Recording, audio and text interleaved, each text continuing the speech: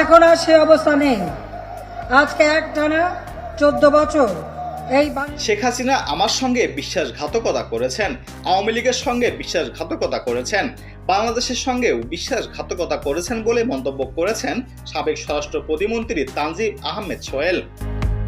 সাংবাদিক Kanak Sarwar YouTube channel Kanak Sarwar নিউজে এক আলাপরাজিতায় অংশ নিয়ে এক প্রশ্নের জবাবে এসব কথা বলেন সোহেল তাজ।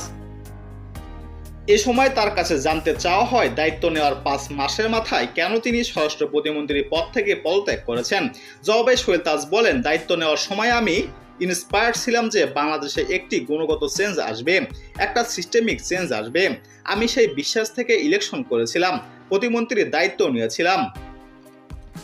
তিনি বলেন, but I feel completely betrayed. আমি আস্থা রেখেছিলাম আমাদের প্রধানমন্ত্রীর উপর।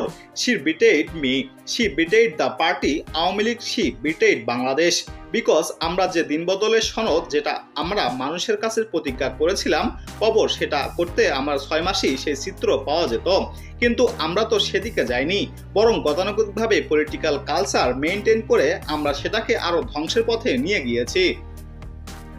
কথা বলেছেন জেল হত্যা নিয়ে, বিডিআর বিদ্রোহ নিয়ে, আওয়ামী লীগ সরকারের দুর্নীতি, বদলি বাণিজ্য, ক্ষমতার বাইরে থাকলে এক হাসিনা, ক্ষমতায় গেলে হাসিনার বদলে যাওয়া, জুলাই অভ্যুত্থানে গণহত্যার উপর, নিজের বোনের আওয়ামী লীগে থাকা এবং দল হিসাবে আওয়ামী লীগের ভবিষ্যৎ নিয়েও। শুধু তাই নয়, আওয়ামী লীগকে নিষিদ্ধ করা প্রসঙ্গে সোহেল তাজ বলেছেন, আওয়ামী লীগকে নিষিদ্ধ করতে হবে না।